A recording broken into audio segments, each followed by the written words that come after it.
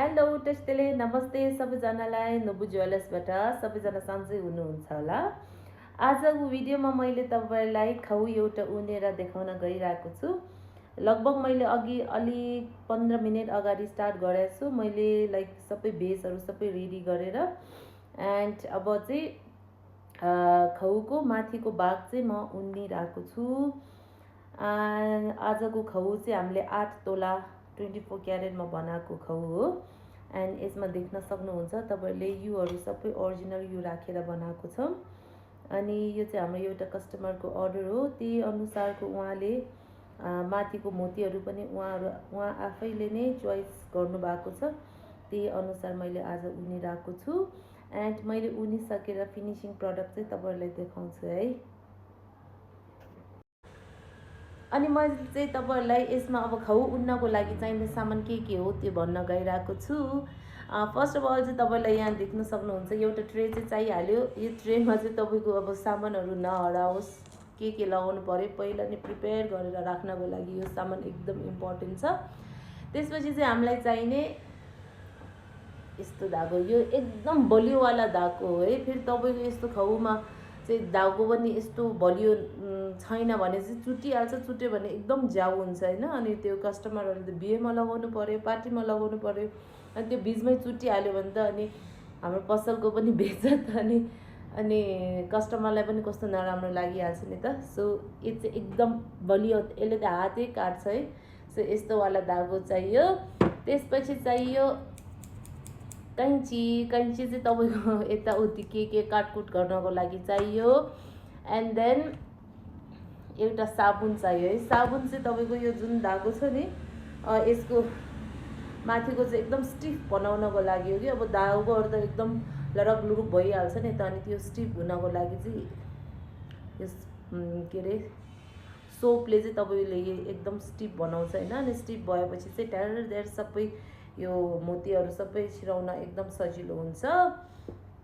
अनि त्यसपछि चाहियो तपाईलाई यसमा लगाउने मोती, त्यसमा लगाउने सिछिरुहरु सबै सामान रेडी चाहियो। फेरि लगाउँदै सामान खोजिराख्न चाहिँ नपरोस्, त्यही भएर पहिलादेखि सबै रेडी चाहियो। यस्तो हो।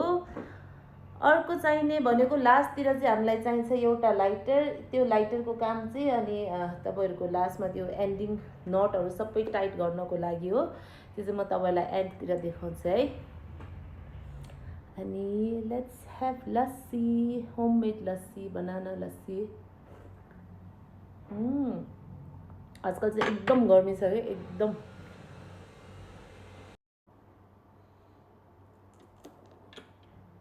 मैले भित्रको भाग चाहिँ उनिसकेको छु। हेर्नुस् यसरी हुन्छ यो खाउ, यसरी हुन्छ। अब चाहिँ बाहिरको भाग उन्न गइरहेको छु। एन्ड उनेर तपाईहरुलाई देखाउँछु फेरि। अब चाहिँ मैले लगभग आज 5:30 बजिसकेको छ। अनि मैले खाउ भुन्न चाहिँ त्यस्तै 1 बजेदेखि स्टार्ट गरेको थिएँ। अनि बीचमा त एकदम कस्टमर धेरै आएर बिजी भएर अलिकति रोक्न परेको थियो। अनि अब अहिले चाहिँ तपाईहरुलाई मैले पुरा खाउ उनिसकेको छु, तपाईले देख्न सक्नुहुन्छ। अनि मैले अघि भनेको थिएँ नि त लास्टमा अब हाम्रो लाइटरको काम चाहिँ लास्टमा हुन्छ। अनि त्यसको लागि चाहिँ के को काम हो भनेर तपाईलाई देखाउँछु। अनि यो चाहिँ अब पछाडीको हाम्रो फिटिङको लागि हो। अनि यसरी चाहिँ तपाईको यो धागोको एन्डिङहरु चाहिँ मैले राम्ररी यसरी पुरै यसरी बनाएको छु। अनि त्यसपछि यो चाहिँ अब ठुलो सानो गर्नु मिल्छ।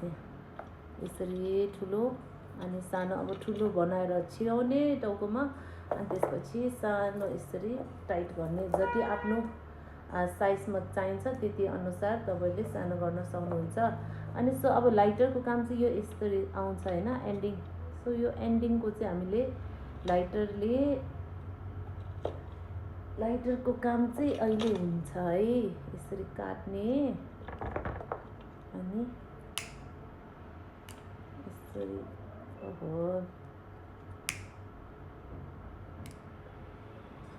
यसरी गरेपछि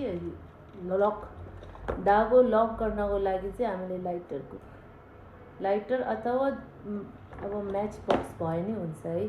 जे होस् आगो चाहिने हुन्छ। यसरी चाहिँ अब हेर्नु यसरी लक गराउने अनि ती सेम यो पछाडिको जुन यस्तो ढ्याङ्ग परेको हुन्छ त्यसलाई पनि काटेर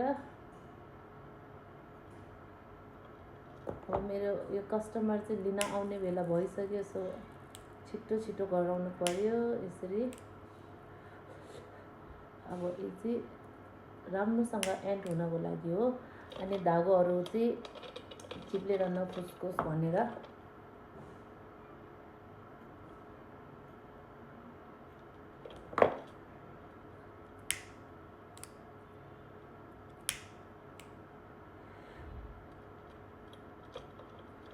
हेर्नुहोस् एन्डिङ पनि चिटिक्क राम्रो भयो अनि ठुलो सानो पनि पार्ने राम्रो भयो। सो ओभरअल चाहिँ एकदम राम्रो लक सिस्टम भएको छ यसरी हेर्नुहोस्। अब यो चाहिँ खाउ चाहिँ तपाईँहरूको रेडी छ। म एकचोटि तपाईँहरूलाई कस्तो देखिन्छ भनेर देखाउँछु है। यसरी हुन्छ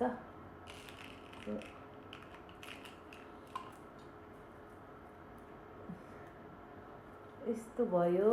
अनि यो पछाडिको चाहिँ तपाईँले आफूलाई चाहिए अनुसार ठुलो सानो गर्न सकिन्छ। अब यो मैले यसरी लुगामा लगाउँदा चाहिँ खासै राम्रो थाहा हुन्न, तर तपाईँले अब यो छुपामा लगाउँदा चाहिँ ठ्याक्कै थाहा हुन्छ है कस्तो राम्रो चिटिक्क पारेको छ भनेर।